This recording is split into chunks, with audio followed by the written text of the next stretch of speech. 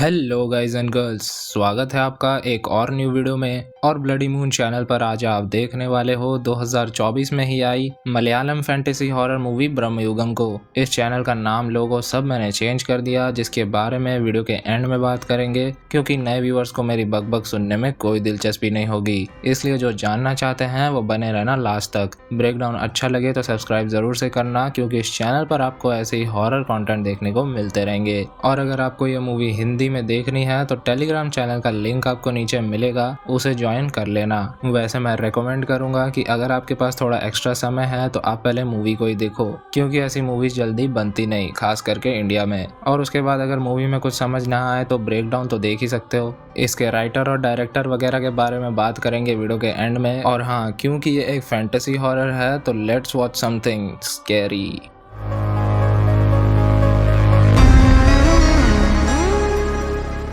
ये कहानी बेस्ड है 17th सेंचुरी में, जहां दो लोग कोरन और थेवन पोर्तुगीज आर्मी से बचकर जंगलों के बीच भाग रहे हैं। रात बिताने के लिए उन्होंने आग का प्रबंध किया और सो गए। रात को अचानक से थेवन की नींद खुली तो कोरन वहां से गायब था। उसे खोजने पर थेवन को वो मिल गया और साथ ही एक यक्षी यानी कि एक स्पिरिट भी। उसके एक घूर से थेवन वहां से भग लिया और कोरन को उसने कर लिया सिड्यूस। इसके हाथों को याद रखना। एनीवेज वो उसके पीछे पीछे हो लिया, लेकिन उसने उसके करीब आने की कोशिश की तो यक्षी ने उसकी जान ले ली और इंट्रो खत्म हुआ। सुबह तक थेवन एक रिवर तक पहुंच गया था जिसे पार कर पाना पॉसिबल नहीं था। तो यहाँ वहाँ भटकते हुए वो पहुंच गया एक पुरानी सी हवेली पर, और उसे भूख तो लगी ही हुई थी, इसलिए वहां पड़े नारियल को वो दबाने लगा। तभी उसे किसी की आवाज आई, जो था उस हवेली का कुक। उनके बीच बातचीत होने लगी, जिसकी आवाज से हवेली का ओनर भी बाहर आ गया। उसका नाम था कोडुमन पोट्टी। नहीं, ये वाला नहीं। पोट्टी ने थेवन से पूछा कि यहाँ क्यों आए हो, तो थेवन ने बोला कि उसे नदी पार करनी थी, लेकिन वो तो अभी नहीं किया जा सकता। तो वो खाना खोजते हुए यहाँ पहुँच गया। उसने बताया कि वो एक पानन है, यानी कि सिंगर कह सकते हो, जो राज दरबार में गाना गाता था। इसे कंफर्म करने के लिए पोट्टी ने उसे गाने को कहा, तो उसने पूछा कि अभी गाऊं क्या, तो पोट्टी ने बोला और क्या, नदी पार करने के बाद गाओगे। थेवन ने गाना शुरू किया और उसे सुनकर पोट्टी उससे काफी इम्प्रेस हुआ। उसने उसे खाने और यहाँ रुकने का ऑफर दिया, लेकिन थेवन ने बोला कि वो रुक नहीं सकता, उसे जाना ही होगा। लेकिन पोट्टी ने उसे जबरदस्ती रुकने का बोला तो उसे भी उसकी बात माननी पड़ी। फिर कुक उसे उसका चेम्बर दिखा रहा था, तभी उसने कुक से पोट्टी और हवेली के बारे में पूछा, तो कुक ने उससे बोला कि फालतू के सवाल करना बंद कर दे, और तुझे यहाँ अजीब सी आवाजें भी सुनाई देंगी, लेकिन अच्छा होगा कि तू उस पर ध्यान ना दे। उसने बताया कि पोट्टी का पुराना सेवक घर के दक्षिण दिशा में खजाना खोजने गया था, लेकिन आज तक वापस नहीं लौटा। तो हवेली में यहाँ वहाँ भटकने से पहले 2 बार सोच लेना। फिर रात को पोट्टी को गाना सुनाकर वो खाना ठूसने लगा और उसने खाने के लिए भगवान का शुक्रिया अदा किया। तो पोट्टी ऑफेंड हो गया। वो थेवन से कहता है कि खाना तो मैंने तुझे दिया ना, तो भगवान का शुक्रिया अदा क्यों कर रहे हो। इस पे उन दोनों के बीच थोड़ी टेंशन बढ़ गई, लेकिन थेवन ने उससे माफी मांग ली। फिर हम देख पाए कि कुक ऊपर के किसी चेम्बर का दरवाजा खोलकर खाना लेकर जा रहा था। इसके बाद थेवन हल्का होने बाहर गया तो और भी ज्यादा भारी हो गया, क्योंकि उसे वहां दिख गए थे कुछ कब्र।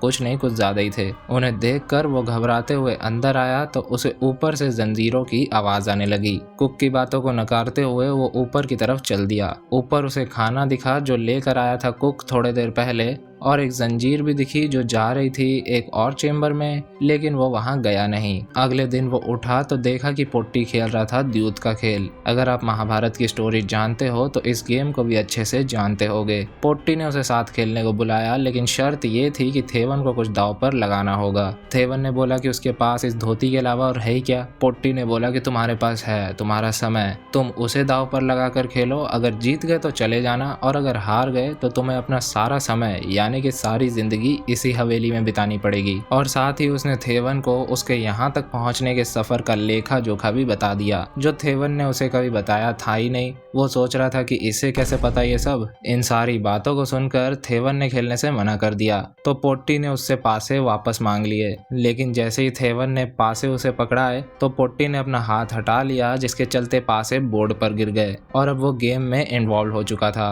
अब उसे खेलना ही होगा। मन मार कर वो जैसे जैसे तैसे खेलने लगा और यहाँ कुक अपने काम में लगा हुआ था। खेलते खेलते गेम अपने एंड की तरफ आ चुका था और आखिरी दाव पर पोट्टी को लाने थे 12, जिससे वो जीत जाएगा। पोट्टी ने पासे फेंके तो पहले तो आया 7, लेकिन पोट्टी ने अपनी पावर का यूज करके एक पासा पलट दिया और टोटल हो गया 12, यानी कि पोट्टी छल से जीत गया। थेवन अब समझ गया था कि उसके तो रास्ते लग गए।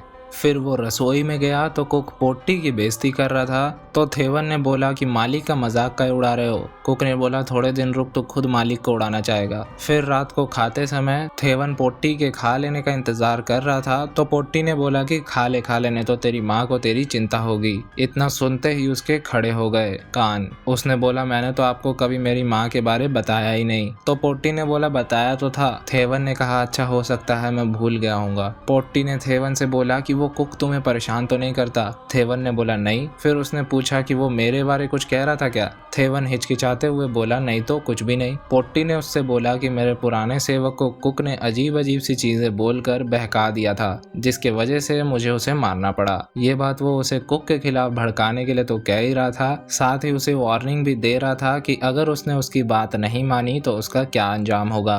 तभी कुक वहां आया तो उसकी और पोट्टी की बहसबाजी हो गई। पोट्टी ने बोला कि तुझे मौत से डर नहीं लगता क्या। कुक ने बोला नहीं। पोट्टी ने गुस्से में आकर अपने पावर से पूरे जगह को हिला दिया और सिर्फ इशारा करके कुक का गला दबोच लिया, लेकिन छोड़ भी दिया। फिर कुछ देर बाद थेवन ने कुक के पास जाकर पूछा कि ये सब क्या हो रहा है। तब जाकर उसने खोले असली पत्ते। कई साल पहले चुडलन पोट्टी नाम का एक तपस्वी वाराही देवी की तपस्या करके देवी के दर्शन प्राप्त कर लेता है और उससे प्रसन्न होकर देवी जी उसे एक जादुई पेटी देती हैं, जिसमें एक चातन नाम का राक्षस था जो उसकी किसी भी इच्छा को पूरा करेगा जितनी बार चाहे। लेकिन इस चीज का गलत फायदा उठाते हुए चुडलन ने चातन को अपना गुलाम बना लिया था और उस पर बहुत ज्यादा अत्याचार करने लगा था। एक दिन चातन ने नशे में भंड चुडलन से बोला कि मेरे मुंह के अंदर देखो तुम्हें नर्क दिखेगा। चुडलन के ऐसा करते ही चातन ने उसके सोल को सक कर लिया और उसकी हवेली पे कब्जा करके उसके परिवार के सारे सदस्यों को मार डाला। बहुत सारे तांत्रिक वगैरह ने यहाँ आकर उसे अपने काबू में करने की कोशिश की, लेकिन असफल रहे। लेकिन पोट्टी खानदान का आखिरी वंशज कोडुमन पोट्टी ने एक दिन इस हवेली में आकर चातन को अपना बंदी बना लिया और तभी से चातन ऊपर हवेली के एटिक में कैद है। एनीवेज इस हाथ को आपने नोटिस किया होगा जो कि बिल्कुल यक्षी के हाथ के जैसा है, तो उसका भी कोई कनेक्शन है क्या इन सब से? खैर वो हम आगे जानेंगे। फिलहाल कोडुमन अपने शरीर में राख लगा रहा है और वहाँ यक्षी भी पहुंच गई और दोनों लग गए अपने काम पे, लेकिन उन्हें थेवन ने देख लिया और डर के भाग के अपने कमरे में चला गया। खैर अगले दिन जब वो उठा तो वहां से पहली फुर्सत में निकल रहा था, लेकिन पोट्टी ने उसे रोक लिया। थेवन ने बोला कि उसे उसकी माँ के लिए जाना ही होगा। पोट्टी ने बोला जा सकते हो, लेकिन बारिश तो रुकने दो। और उसके इतना कहते ही वहां भारी बारिश शुरू हो गई। रात को पोट्टी उससे कह रहा था कि बारिश का कोई पता नहीं, 2 दिन चले, हफ्ते भर चले या साल भर। पिछली बार जब यहाँ बारिश हुई थी तो 3 साल तक नहीं रुकी थी। ये सब वो कह रहा था उसका आत्मविश्वास तोड़ने के लिए। रात को थेवन अपने कमरे में अकेला उदास बैठा हुआ था तो कुक ने उसे ले जाकर मदिरा पिलाया। पीने के बाद वो अपनी माँ की यादें कुक से शेयर कर रहा था और उसने बोला कि उसकी माँ ने खूब मेहनत करके उसे एक कान की बाली दिलाई थी, अब बेचारी अभी उसका इंतजार कर रही होगी। थेवन ने कुक से उसके फैमिली के बारे पूछा तो कुक ने बोला कोई नहीं है, मैं अकेला ही हूँ। अगली सुबह वो उठा तो उसने देखा कि कुक एक गड्ढा खोद रहा है। ये देखकर उसे लगा कि इसका जो था यहीं तक था, इसलिए वो वहां से भागने लगा, लेकिन ऐसा करना उसे भारी पड़ गया। जैसे ही वो हवेली के एरिया के बाहर गया तो खून की उल्टियां करने लगा। दर्द से तड़पते हुए वो वापस हवेली तक पहुंचा तो पोट्टी ने बोला कि परमिशन लेके जाते तो खून की उल्टियां नहीं होती। ये सुन उसने जाने की परमिशन मांगी तो पोट्टी ने उसे मना कर दिया। फिर जब उसे होश आया तो कुक ने उससे बोला कि भागने की कोशिश दोबारा मत करना, कोई फायदा नहीं होगा। ये कोई मामूली जगह नहीं, एक जाल है, एक ट्रैप है, एक ऐसा ट्रैप जो धीरे धीरे तुम्हारी याददाश्त मिटा देगी। ये बात वो समझा नहीं तो कुक ने पूछा कि यहाँ कब आए थे। थेवन ने बोला कुछ दिन पहले ही तो आया था। कुक ने बोला तुम्हें यहाँ आए हुए महीने हो गए हैं। उसे उसका और उसकी माँ का नाम तक याद नहीं था। उसने कुक से बोला कि मुझे समझाओ ऐसा क्यों हो रहा है। तो कुक ने बोला समझा तो नहीं सकता लेकिन दिखा सकता हूँ। वो उसे ऊपर लेकर गया और उसने दिखाई एक बंदे की लाश जो कि यहाँ जीवन भर सड़ सड़ कर मर गया, सिर्फ इस ट्रैप से फ्री होने का इंतजार करते करते। वो और कोई नहीं बल्कि उस हवेली का मालिक यानी कि कोडुमन पोट्टी था, जो हाल ही में मर चुका था ऊपर कैद रहते रहते। वो गड्ढा उसी के लिए खोदा जा रहा था। इसका मतलब इस पूरे समय चातन पोट्टी के भेष में इस हवेली में रह रहा था। असल में पोट्टी ने चातन को नहीं बल्कि चातन ने पोट्टी को हराकर यहाँ कैद कर दिया था और उसका रूप लेकर नीचे रहने लगा। इसलिए कुक उसके लिए खाना पहुँचाने जाता था ऊपर। यहाँ आने वाले हर उस इंसान को चातन अपने कैद में करना चाहता है, इसलिए उसने हवेली के चारों ओर एक अदृश्य घेरा जैसा बना रखा है जिसके पार जाना पॉसिबल नहीं है। इस इनविजिबल घेरे का वो खुद ही मालिक भी है और खुद ही बंदी भी। अब बंदी क्यों है उसका रीजन हम आगे जानेंगे। फिलहाल इन्हें ये सोचना है कि यहाँ से निकला कैसे जाए। एनीवेज असली पोट्टी की बॉडी को दफनाकर कुक ने उसे बताया कि यहाँ से निकलने का एक ऑप्शन है। हवेली के अन्न भंडार में एक सीक्रेट डोर है जिससे होते हुए और नीचे जाने पर एक प्रॉपरली लॉक्ड मजबूत दरवाजे के पीछे एक अखंड ज्योति यानी कि एक इटर्नल फ्लेम जलता रहता है जिसके बुझने पर ही चातन को हराया जा सकता है। लेकिन चातन हमेशा उस चेम्बर के ऊपर पहरा देता रहता है। यही वजह है कि वो भी इस हवेली को कभी छोड़कर नहीं जाता। उस चेम्बर की चाबी चातन के पास रहती है उसके धोती से बंधी हुई। कुक ने एक प्लान बनाया कि वो आज रात चातन को खूब मदिरा और मांस देंगे, फिर उसके सोने के बाद चाबी लेकर आने का काम होगा थेवन का। इसके बाद कुक लग गया अपने काम पर और क्योंकि चातन सब की सारी बातें सुन सकता है तो उसने कुक के पास आकर उसे दबोच लिया क्योंकि उसने उनका ये प्लान सुन लिया था और साथ ही उसे ये भी पता चल गया था कि कुक ने थेवन को मदिरा पिलाया था वो भी उसके यानी पोट्टी के हिस्से से। उसे वार्निंग देते हुए उसने कहा कि तुरंत से पहले थेवन के लिए गड्ढा खोद लो क्योंकि उसे पता है कि अकेला ये कुछ नहीं कर सकता। एनीवेज रात में थेवन ने उसे गाना सुनाया और चातन ने उससे और मदिरा मांगी, लेकिन इसी बीच उसने थेवन को इतनी बुरी तरह इंटिमिडेट कर दिया था कि वो मदिरा लेने गया तो डर के मारे वहीं बैठ गया। लेकिन कुछ देर बाद बारिश रुक गई तो उसे उम्मीद दिखी, इसलिए एक चाकू लेकर वो वापस गया तो चातन सो चुका था। मौके का फायदा उठाते हुए थेवन ने उसके पास जाकर चाबी खोजने की कोशिश की, लेकिन तभी वो जाग गया। थेवन ने उस पर हमला किया लेकिन उसे दबोच कर चातन उसे अपने मुंह के अंदर का सीन दिखा रहा था, लेकिन तभी कुक ने उस अनंत ज्योति को बुझा दिया जिससे उसके पावर्स खत्म हो गए। लेकिन इसके पास चाबी आई कैसे? दरअसल जब चातन ने उसे वार्निंग दी थी और थेवन के लिए गड्ढा खोदने को कहा था, उसी बीच कुक ने उसके कमर से चाबी निकाल ली थी। इसके बारे में चातन को पता नहीं चला था। कुक ये बात थेवन को बता सकता था लेकिन उसने ऐसा नहीं किया क्योंकि अगर थेवन को ये बात पता होती तो वो चाबी चुराने जाता ही नहीं, और अगर जाता नहीं तो चातन का टाइम वेस्ट होता नहीं और कुक नीचे उस चेम्बर तक पहुंचता नहीं। खैर अब सिचुएशन ये है कि चातन कमजोर होकर उसी चेम्बर में छुप चुका है और अब इन दोनों को उसे फिर से उसी जादुई पेटी में डालना होगा जहां से वो आया था। काम इन्हें जल्दी निपटाना होगा क्योंकि सूरज उगते ही उसके पावर्स बढ़ने लगेंगे। थेवन जानता था कि कुक ने उसे चारे की तरह यूज किया लेकिन बहसबाजी का समय अभी नहीं था। वो दोनों नीचे पहुंचे जहाँ उन्हें चातन मिला। कुक उसे चुनौती दे रहा था तो चातन ने बोला तुझ जैसा नीच मुझे क्या मारेगा? तो कुक ने बोला कि मैं नीच नहीं बल्कि मेरे अंदर भी कोडुमन का खून दौड़ रहा है। ये रिवील काफी बढ़िया था। दरअसल कोडुमन का एक दासी के साथ अफेयर था और उस दासी ने ही कुक को जन्म दिया था। इतना सुनते ही उसने उन पे हमला कर दिया, लेकिन थेवन ने भी उस पे एक दो चाकू चला दिए थे। लेकिन थेवन को परे हटाकर उसने शुरू किया अपना असली खेल। वो उन दोनों को अपने मुताबिक अपने छलावे से अलग अलग चीजें दिखा रहा था। जैसे कि कुक की दुनिया अलट पलट रही थी, वहीं थेवन एक छोटी सी जगह में फंस चुका था और वो जगह और भी छोटी होती जा रही थी। ये सीन काफी ज्यादा डिस्कम्फर्टिंग था क्योंकि बंद जगहों से मेरी हालत खराब होती है। क्लॉस्ट्रोफोबिया का नाम तो सुना ही होगा आपने। खैर जैसे तैसे वो दोनों वहां से बाहर निकलते हैं और इस बार चातन ने पोट्टी यानी कि कुक के डैड का भेस ले लिया था और वो उसे इमोशनल बातें कहकर फंसाना चाह रहा था। लेकिन कुक उसकी बातों में नहीं आता और थेवन को पेटी खोलने को बोलता है, लेकिन तभी चातन उस पर चढ़ जाता है। वो कुछ कर पाता उससे पहले थेवन ने उसके गले में चाकू पेल दिया और कुक ने चातन के हाथ से उसकी रिंग निकाल ली। ये रिंग जिसके भी पास रहेगी चातन उसका गुलाम रहेगा। खैर फिर कुक ने चातन के शरीर में आग लगाकर उसे तड़पने के लिए छोड़ दिया। उसके आग से वहाँ की कुछ चीजों में भी आग लग गई। खैर उसका शरीर जब पूरी तरह से जल जाता है तो उसके अंदर से असली चातन निकलता है। भाई ये तो शुरू होते ही खत्म हो गया यार।